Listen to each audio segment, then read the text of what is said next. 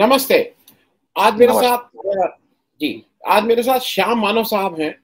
श्याम मानव साहब का मैं पहला परिचय ये है कि जैसे नाम से ही है कि मानवता की बात करते हैं, इंसानियत की बात करते हैं।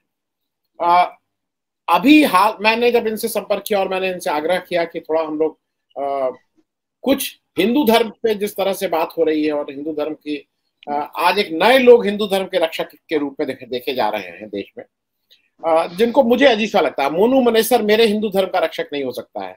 वो क्या टिंकू बजरंगी और मिंटू बजरंगी ये मेरे धर्म के नहीं हो सकते हैं। यति आप कौन कौन इस तरह के अजीब अजीब तरह के लोग हिंदू धर्म के रक्षक हैं। तो उसमें जो सबसे बड़ी बात मैंने जब श्याम जी से मैं बात कर रहा था तो इन्होंने कहा कि देखिए हमारे यहाँ मुश्किल क्या है कि ये बाबा लोग भी अलग अलग फील्ड के हैं। तो मुझे उसमें जो सबसे ज्यादा दिक्कत होती है वो ये होता है कि चूंकि हमारे हिंदू धर्म में महिलाओं ज्यादा पूजा करती हैं, उनकी ज्यादा रहते, उसके अपने रीजन हो सकते हैं जो आप श्याम जी बताएंगे। और अभी हाल के दिनों में हमने बड़े बड़े बाबाओं को, आसाराम, राम रहीम, और इनको आज जेल जाने के बाद ये प्रूवन लोग हैं जो बलात्कार किए हैं, रेप किए हैं, माइनर का रेप किए हैं, उसके बाद भी बहुत सा समाज का एक वर्ग है जो इनको श्रद्धा से देखता है, इनके बारे में बात करता है। तो श्याम जी, सबसे पहले तो ये जो महिलाओं का खास करके जिस तरह से शोषण करते हैं लोग, उस पे थोड़ा मैं हिंदू धर्म और ये बाबाओं, अच्छा उससे मैं एक और परिचय श्याम जी का करा दूं। श्याम जी का मुख्य परिचय ये है कि अखिल भारतीय अंधश्रद्धा निर्मूलन समिति 40 साल से ये काम कर रहे हैं। इनका मेन जो एरिया ऑफ वर्क है वो महाराष्ट्र और उसके आसपास के राज्य हैं, लेकिन पूरे देश में भी इनको, जैसे मैंने आग्रह किया तो ये कहते हैं कि भाई यूपी में भी अगर कोई बात हो तो मैं बिल्कुल उस पर बोलने को तैयार हूँ। और ये जरा मुश्किल चीज होती है क्योंकि मुझे ऐसा लगता है कि ये वो लोग हैं जो हमारे धर्म को ठीक से हमें दिखाने की बात करते हैं। कुछ लोग इनको एंटी हिंदू मानने लगते हैं, वो एक मुश्किल की बात होती है। और श्याम जी ने बहुत से काम किए हैं महाराष्ट्र में, जादू टोना विरोधी कानून, मतलब इस तरह के जो कानून बने जहाँ पे अंधविश्वास को दूर करने का, उसमें एक सरकार की कुछ एजेंसीज हैं वो जो आप श्याम जी आप उसका जो बारे में थोड़ा वो भी परिचय बता दीजिएगा। लेकिन आज हम लोग मुख्य रूप से बात करेंगे जो हमारे हिंदू धर्म में ये महिलाओं का शोषण, जो ये नए जो बाबा हुए हैं, वो कोई कृष्ण बन के और कोई राम बन के इन लोगों ने जो शोषण किया, उसके बारे में श्याम जी। जनरली जो भी बाबा स्त्रियों का शोषण करते हैं वो कभी राम का नाम नहीं लेते हैं, वो कृष्ण का नाम लेते हैं या फिर शिव का नाम लेते हैं, यानी शंकर भगवान जी का नाम लेते हैं। स्त्रियों का शोषण करना धर्म के नाम पर, ये केवल हिंदू धर्म में होता है ऐसा नहीं है। क्रिश्चियन धर्म में भी बड़े पैमाने पर शोषण हुआ है, नन्स का शोषण हुआ है, क्रिश्चियन पादरियों ने किया है। उसके ऊपर काफी लिटरेचर अंग्रेजी साहित्य में आपको पढ़ने को मिलता है। मुस्लिम धर्म में भी अलग अलग जो प्रथाएं हैं उनके नाम पर शोषण होता है। हलाला के प्रथा के नाम पर बड़े पैमाने पर शोषण होता है, वो भी मुस्लिम धर्म मौलवी लोग करते हैं। इसके बारे में भी काफी जानकारी उपलब्ध है।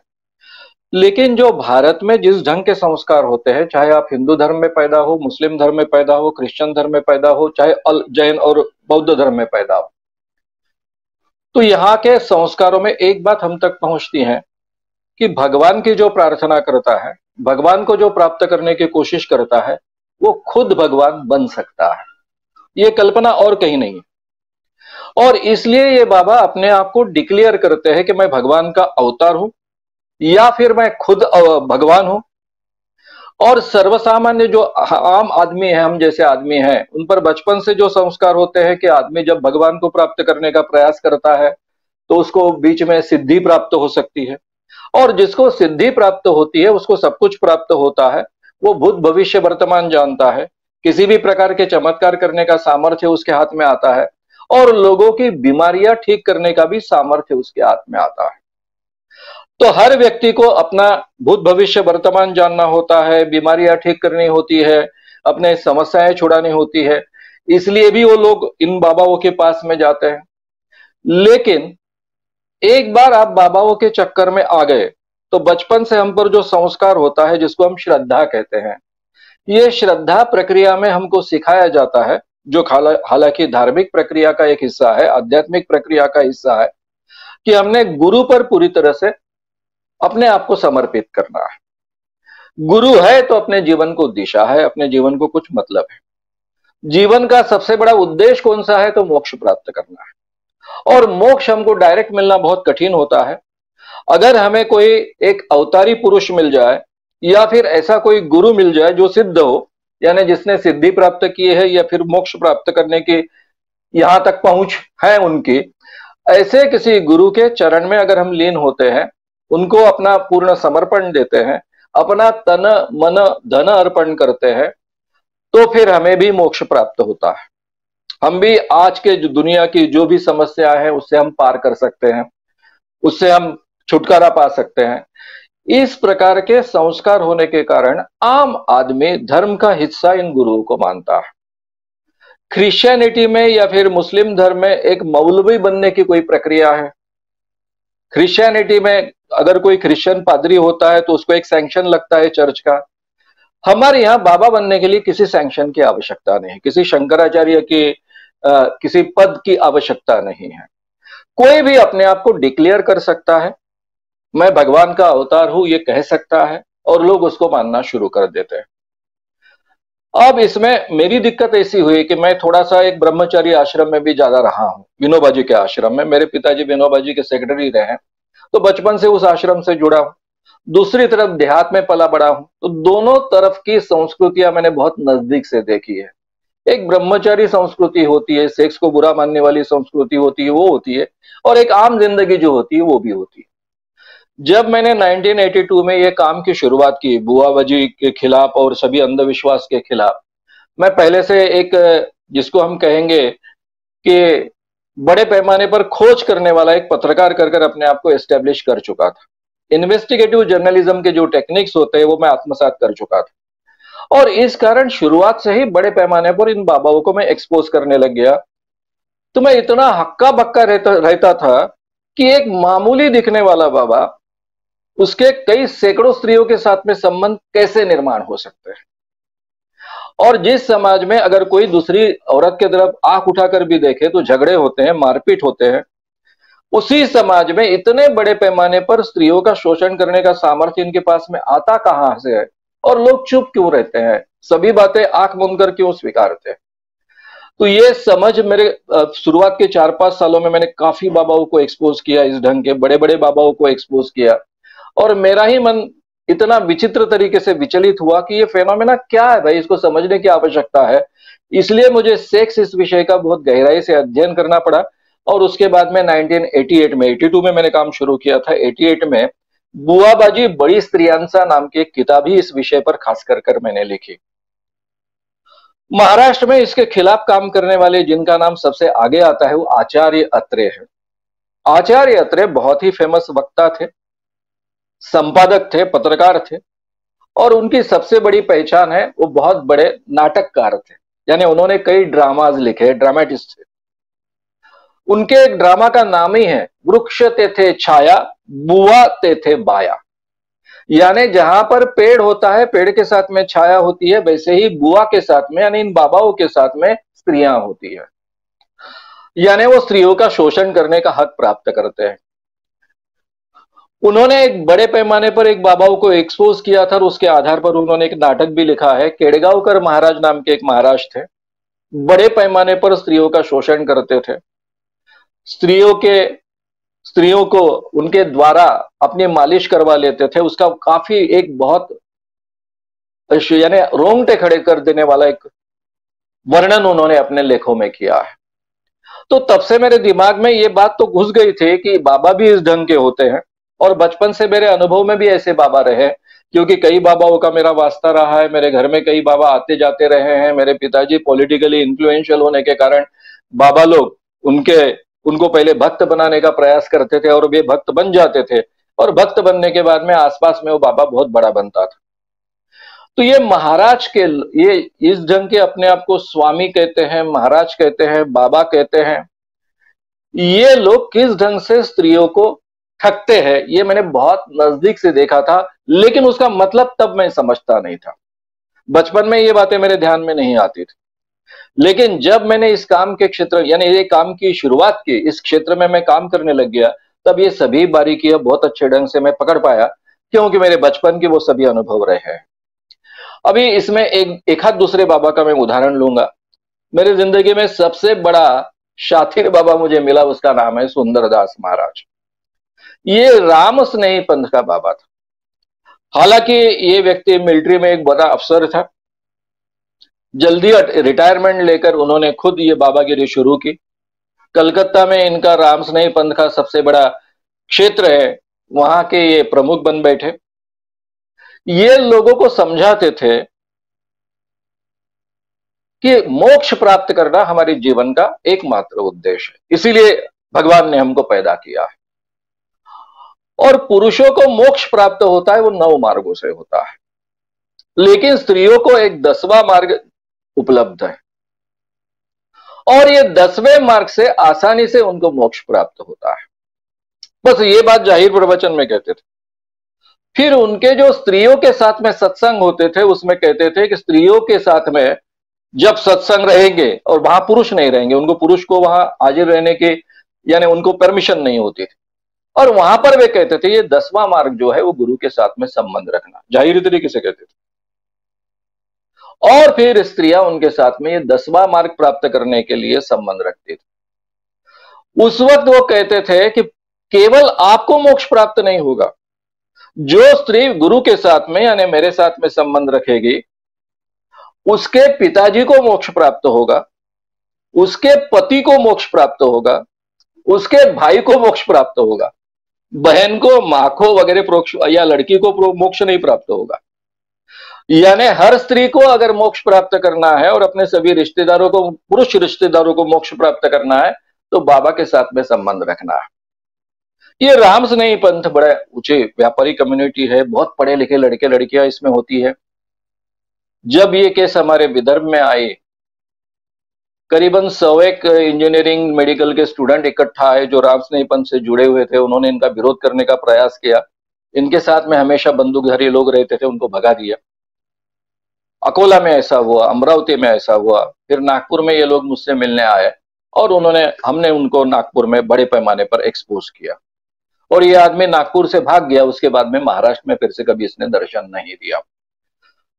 उस समय हमारे पास में कोई इस ढंग का कानून नहीं था कि जिसके आधार पर उन पर कोई एक्शन की जा सके। लेकिन ये बात मैं 5 साल तक जाहिर नहीं कर सका, क्योंकि इनकी खासियत ऐसी थी कि जिस स्त्री को ये दीक्षा देते थे, इसको दीक्षा कहा जाता है, उसकी बारात निकलती थी, प्रोसेशन निकलता था। इसलिए आसपास के सभी लोगों को पता रहता था कि इस लड़की को दीक्षा मिली, यानी गुरु की कृपा प्राप्त हुई। अब गुरु की कृपा प्राप्त होने का मतलब, अगर मैं मेरे रेगुलर आर्टिकल में लिखता, तब मैं लोकमत से जुड़ा था, हर हफ्ते में 2 आर्टिकल लिखता था। अगर मैं लिखता तो कम से कम नागपुर, अमरावती, अकोला, ये विदर्भ के एरिया के लड़कियों को घर के बाहर निकलना मुश्किल हो जाता, क्योंकि सबको पता था कि इसको दीक्षा प्राप्त हुई है। इसमें इंजीनियरिंग की लड़कियां थी, मेडिकल की लड़कियां थी, कुछ मेडिकल प्रैक्टिस करने वाली लड़कियां थी, कुछ विवाहित थी, कुछ अविवाहित थी, इस ढंग की सब चीजें थी। अभी आप तो जानते हो कि इन्वेस्टिगेटिव जर्नलिस्ट होने के बाद में आपके पास कैसी जानकारी पहुंचती है, नाम कैसे पहुंचते हैं, सभी चीजें पहुंच जाती है। तो ये अलग अलग बाबा इस ढंग से स्त्रियों को बड़े पैमाने पर ठगते आ रहे हैं। हमारे यहाँ गुलाब बाबा नाम के बहुत बड़े बाबा थे। ये बाबा की खासियत ऐसी थी कि ये महाराष्ट्र के तो बड़े बाबा थे ही, लेकिन मध्य प्रदेश के बड़े बाबा थे, गुजरात के भी बड़े बाबा थे। शंकरराव चौहान जैसे बहुत बड़े मंत्री उनके भक्त थे, जाहिर तरीके से उनके कार्यक्रम में जाकर उनके चमत्कारों का बखान करते थे। एक तरफ ये चमत्कार करते थे और दूसरी तरफ ये स्त्रियों का बड़े पैमाने पर शोषण करते थे। एक बार उनके एक बड़े प्रोग्राम में मैं गया, जो उनका खास प्रोग्राम होता है उसमें, और वहां एक 15 साल की, 14 साल की लड़की हाथ में भगवान कृष्ण की मूर्ति लेकर घूम रही थी। तो मैंने ऐसे इंटरव्यू लिए रहता मैं हर एक के, तो उसके भी इंटरव्यू लिया। बोले ये गुलाब बाबा है। अरे ये तो भगवान कृष्ण की मूर्ति है ना। हाँ बोले, गुलाब बाबा भी तो कृष्ण भगवान के अवतार है। फिर मेरे दिमाग में एकदम से आ गया कि ये अपने आप को क्या समझती है। मैंने पूछा तुम कौन हो? तो बोले मैं राधा हूं बाबा की। फिर राधा के साथ में कृपा हुई क्या? उसके साथ में उसके ग्रैंड मदर थे। वो ग्रैंड मदर मुझे समझाने लग गई, अपने आप को राधा समझती है और बाबा भी इसको राधा कर ट्रीट करते। अब जब मैंने ये केस को देखा, उस समय गुलाब बाबा की उम्र बहुत ज्यादा हो चुकी थी। एक लड़का आकर मुझसे झगड़ने लग गया कि तुम इतने बाबाओं को एक्सपोज करते हो, गुलाब बाबा को क्यों नहीं एक्सपोज करते हो? मैंने बोला क्या बात है? बोले मेरे बहन का बाबा है ये गुलाब बाबा। हाँ ठीक है, कई लोग उसको गुरु मानते हैं। नहीं, बोले मेरे बहन को वो मां मानते हैं। मैंने कहा कि मां मानना तो बहुत अच्छी बात है, इसमें बुरी बात क्या है? वो बोले मैं बचपन से देख रहा हूं मेरे बहन को, वो 13 साल की 14 साल की थी तब से उसको मां बनाया है। अब गुलाब बाबा की माएं बहुत प्रसिद्ध थी विदर्भ में। लोग भी बड़े पैमाने पर फक्र से कहते थे कि ये लड़की जो है, हमारी बेटी जो है, वो गुलाब बाबा की मां है। मुझे पहली बार उसका पता चला कि मां का मतलब क्या है। बच्चा जैसा मां से दूध पीता है, मां का स्तनपान करता है, वैसा ये बाबा ये लड़की का स्तनपान वो 14 साल की थी तब से करता था। अब ये लड़का मुझसे मिला, वो 19 साल का था, उसकी बहन करीबन 23-24 साल की थी। तब मुझे पहली बार ध्यान में आया कि ये बाबा इस ढंग से भी काम करता है। फिर हमारे यहाँ शुकदास बाबा कर बाबा है, बहुत बड़े बाबा, अपने आप को विवेकानंद स्वामी का अवतार कहते थे। मैं खुद विवेकानंद स्वामी जी का या विवेकानंद जी का बहुत बड़ा प्रशंसक रहा हूं। उनकी बातें हमेशा लोगों को कहता हूं, उनके विचार लोगों को बताता हूं। तो इसलिए मन में बहुत बड़ा आदर होता था उस व्यक्ति के बारे में कि अपने आप को विवेकानंद जी का काम करने वाला आदमी कहता है। ये डॉक्टरी का व्यवसाय करता था, चौथी क्लास भी पास नहीं था। लेकिन उनकी ख्याति ऐसी फैल चुकी थी कि उनकी आध्यात्मिक शक्ति के कारण यहाँ के सबसे बड़े मेडिसिन के जो प्रोफेसर है विचलेकर, वो भी उनसे सलाह लेकर लोगों को मेडिसिन देते हैं। इस ढंग की ख्याति फैलाई गई थी। बड़े बड़े मंत्री लोग उनके चरणों पर आकर माथा टेकते थे और उनको फिर हमने बड़े पैमाने पर एक्सपोज किया, क्योंकि ये बाबा उनकी सेवा में जो लड़कियां आती थी उनको कहते थे कि गए जन्म में मैं भगवान यानी स्वामी विवेकानंद का अवतार था, लेकिन उसके पहले मैं भगवान कृष्ण का अवतार था और तुम राधा थी या फिर तुम एक गोपी थी। और ये पुनर्जन्म की बातें कहकर उनके साथ में संबंध प्रस्तापित करते थे। तो उनको भी हमने बड़े पैमाने पर एक्सपोज किया। उससे भी बड़ा किस्सा जो है कृपाणु महाराज, पूरे भारत में प्रसिद्ध महाराज है, आज जिंदा नहीं है वो। उनको 12-12, 11-11 साल की लड़कियों का शोषण करने की आदत थी। अब ये बात जब हमें पता चल गई तो नागपुर की कुछ लड़कियों के बारे में उन्होंने ऐसा किया था। लोग ऐसी बातें कहने के लिए तैयार नहीं होते। एक 12-13 साल की लड़की का उन्होंने शोषण किया था। तरीका वही होता था कि वो बैठे रहते थे अपने प्रवचन में। जब मैं उनकी बात कर रहा हूं, उन दिनों में वो खुद प्रवचन नहीं करते थे, उनके शिष्य प्रवचन करते थे। ये दर्शन देने के लिए लोगों को आकर बैठते थे और बैठने के बाद में सामने इधर उधर देखते थे और उनके भक्तों में अगर कोई उनको लड़की पसंद आ गई तो उसकी तरफ उंगली बताते थे। ये आसाराम टॉर्च डालते थे और ये उंगली बताते। जैसे ही उंगली बताई गई उनकी शिष्या उन तक जाती थी, उस लड़की को उठाते थे, उसको कहते थे कि तुम्हारा भाग्य खुल गया है, बाबा ने तुम्हें राधा कर सिलेक्ट किया है, गए जन्म की तुम राधा हो और अभी आज तुम पवित्र होने वाली हो। और ये 13-14 साल की लड़की, 12 साल की लड़की, उसके साथ में बाबा ये बलात्कार करता था। ये बाबा को एक बीमारी थी, वो कभी रुकते नहीं थे, उनका इजैकुलेशन कभी होता नहीं था। काफी समय तक ये बलात्कार होता था। कई बार लड़कियां, यानी जिन लड़कियों की केस हमने कोर्ट में दायर की और इस कारण नागपुर में उनको अरेस्ट हुई, उस लड़की के बारे में तो ऐसा हुआ था कि उसको मेडिकल ट्रीटमेंट लेने की आवश्यकता पड़ गई थी।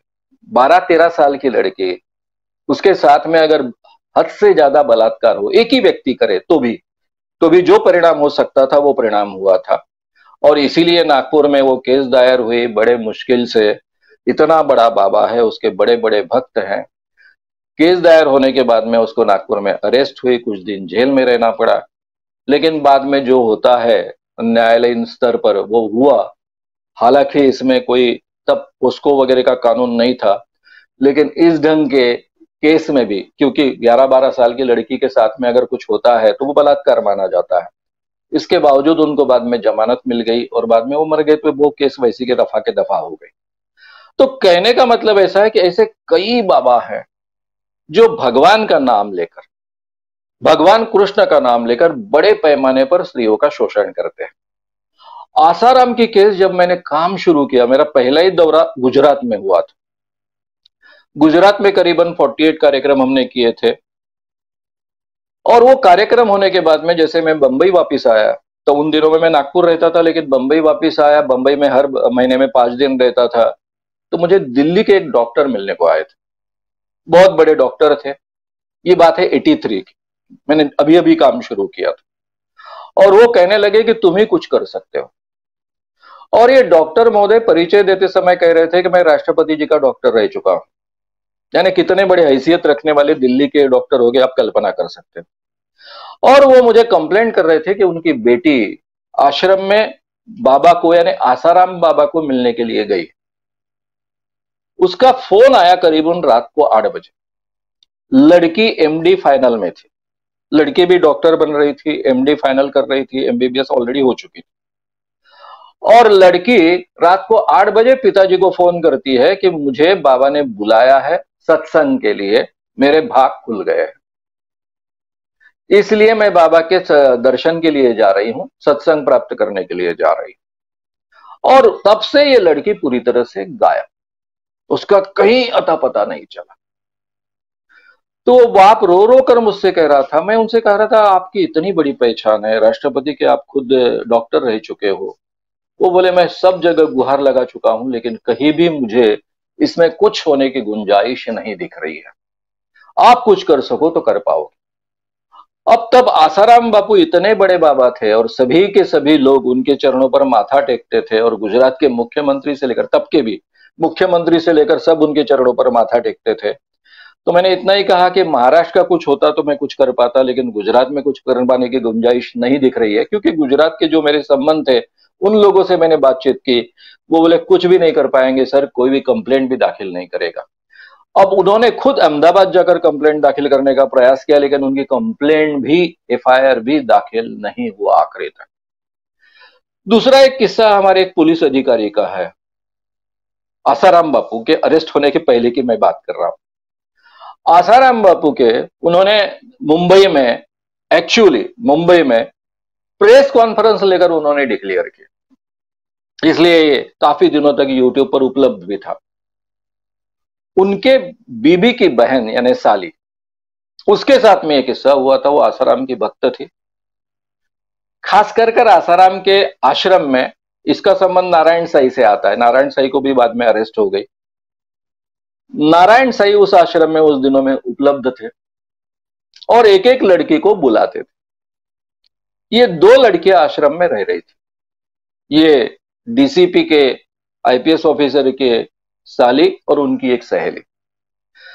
सहेली को पहले दिन बुलाया गया, कुछ दिनों बाद, रहने के कुछ दिनों बाद, और रात को उसके साथ में बलात्कार साईराम ने किया, यानी आसाराम बापू के बेटे ने।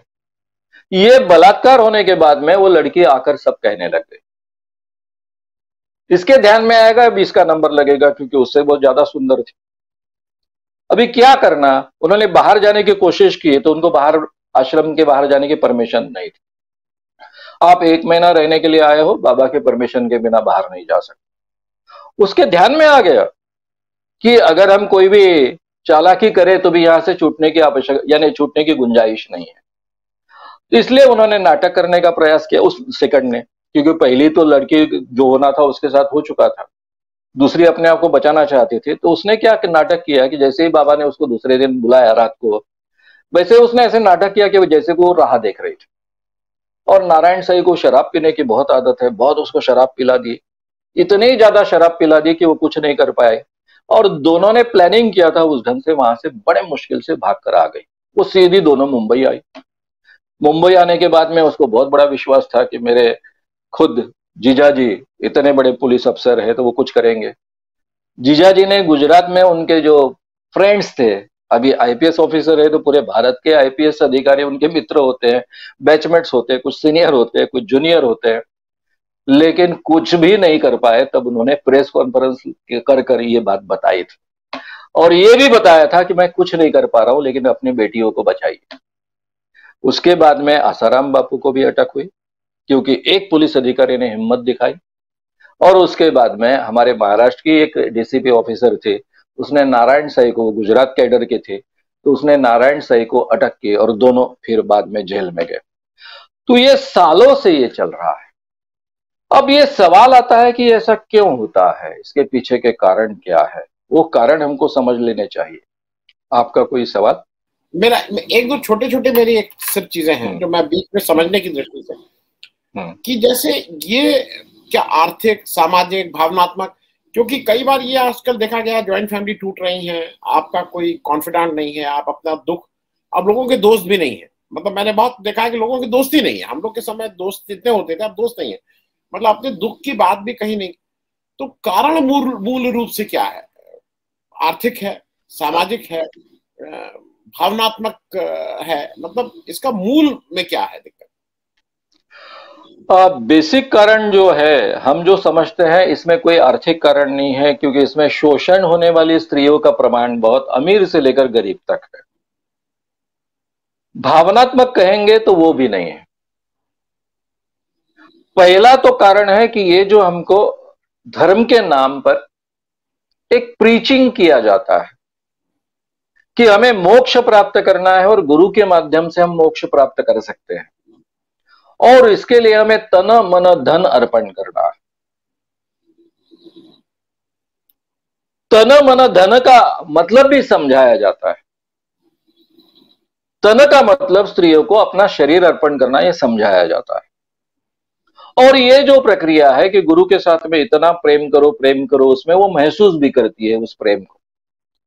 अब सवाल होता है कि बचपन से हम पर दूसरा संस्कार होता है कि हम पति के अलावा और किसी के साथ में सेक्स ना करें, यह अनैतिक बात है। तो ये बाबा लोग सबसे बढ़िया बात अगर कोई करते हैं तो ये गिल्ट कॉम्प्लेक्स पहले में ही निकाल देते हैं। यानी पहले उस स्त्री को समझाया जाता है कि गुरु के साथ में संबंध रखना ये पाप नहीं है, उल्टा ये पुण्य कर्म है। इससे तुम्हें मोक्ष प्राप्त होता है, इससे तुम्हें भगवान की प्राप्ति होती है। बाबा गुरु खुद भगवान का अवतार है। ये या तो उनकी शिष्या उनको समझाती है, कभी कभी उनकी खुद की बीबी भी समझाती है। यानी बाबा की बीबी भी कई बार इन्वॉल्व होती है, कई बाबाओं की बीबी इसमें इन्वॉल्व होती है। शिष्या समझाती है, शिष्य समझाते हैं, या फिर डायरेक्टली बाबा भी समझाते हैं। जैसे जिस लड़की ने राम रहीम के खिलाफ में अटल बिहारी जी को पत्र लिखा था, उस लड़के ने अपने अनुभव में क्या लिखा था कि जब राम रहीम ने मुझे बुलाया और मैंने मना किया कि मैं आपके साथ सोने के लिए तैयार नहीं हूं, तब राम रहीम ने कहा कि तुम्हारे शरीर पर तुम्हारा अधिकार ही नहीं है, तुम मुझे गुरु मानती हो, तुमने मुझे तुम्हारा तन मन धन अर्पण किया है, तुम्हारा तन मेरा है, तो इसलिए तुम्हारे तन पर तुम्हारा अधिकार नहीं, तुम्हें ना कहने का अधिकार नहीं। और फिर बाद में बलात्कार किया वगैरह वगैरह वगैरह। यानी इस ढंग से इन लोगों के बारे में प्रीचिंग दे देकर उनके दिमाग में ये बातें डाली जाती है। और एक स्त्री दूसरे को, यानी ये जो मैं सुंदरदास महाराज की बात आपसे कह रहा था, एक पत्रकार ने उनका एक्सपोजर सबसे पहले किया और उस कारण मेरे लिए बाकी की बातें बहुत आसान हो गई। कलकत्ता में एक शादी में ये पत्रकार गया था। कलकत्ता का एक छोटा सा पत्रकार था, राम स्नेही पंथ का। जब उसने देखा कि पहले जो डोली निकलती है, उनकी 7 दिन शादी चलती है, तो जिस दिन सुहागरात होती है, सुहागरात की डोली महाराज की तरफ गई, और ये डोली ले जाने में सास भी थी और मां भी थी। तो उनको थोड़ा विचित्र लगा, लेकिन उनको ऐसा लगा कि शायद महाराज का आशीर्वाद लेकर लड़की वापिस आ जाएगी। तो उन्होंने देखा कि डोली में लड़की गई, लड़की अंदर रही और बाकी सब लोग वापिस आ गए, ये वहीं रह गए। क्या होता है, लड़की सुबह सुबह ही बाहर आई। यानी खुद मां और सास दोनों मिलकर उन तक ले जाते। इतना ही नहीं, तो ये जो कृपालु महाराज को हमने जब नागपुर में एक्सपोज किया और उनको जेल में जाना पड़ा, तो उमेश बाबू चौबे हमारे कार्यकारी अध्यक्ष थे, बहुत बड़े पत्रकार थे नागपुर के, वो रेलवे बोर्ड से भी संबंधित थे। तो रेलवे के एक बहुत बड़े अधिकारी जो हमारे नागपुर डिवीजन के चीफ होते हैं, उनके पास गए, क्योंकि उनको पता चला कि वो कृपालु महाराज के शिष्य है। तो उनको समझाने लग गए, तो उनकी बीवी झगड़ने को आ गई। वो उमेश बाबू को कहे कि मैं बेटियों की राह देख रही हूं, मेरी बेटियां अभी छोटी छोटी, एक 9 साल की है, दूसरी 11 साल की है। जैसे ही ये बेटियां 13-14 साल की होगी तो मैं खुद महाराज को अर्पण करूंगी, उनके जीवन का भाग खुल जाएगा। आप इमेजिन कर सकते हो, नागपुर रेलवे डिवीजन का प्रमुख, ये बहुत बड़ी पोस्ट है। नागपुर रेलवे डिवीजन बहुत बड़ा डिवीजन है।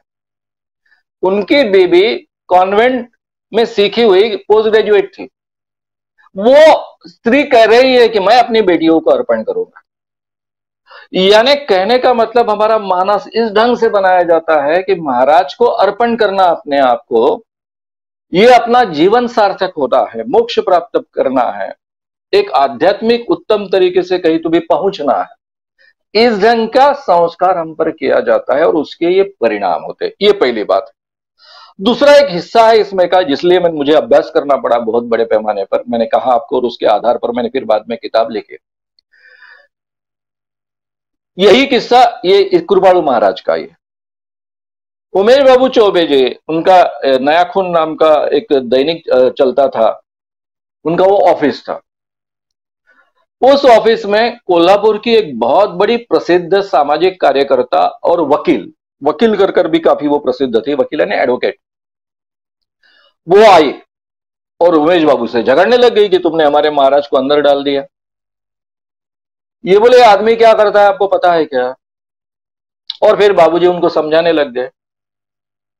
उसके बाद में ये औरत की उम्र होगी 35 से 40 साल के दरमियान की, वो कह रही थी बाबा हम स्त्रियों पर बहुत उपकार करते हैं, बाबूजी आपको क्या पता चलेगा,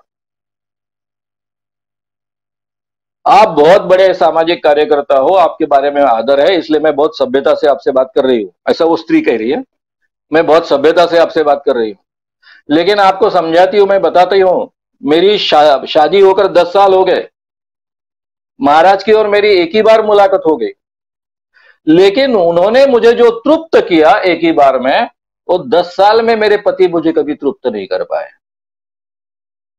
वो स्त्रियों को एक स्वर्गीय आनंद देते।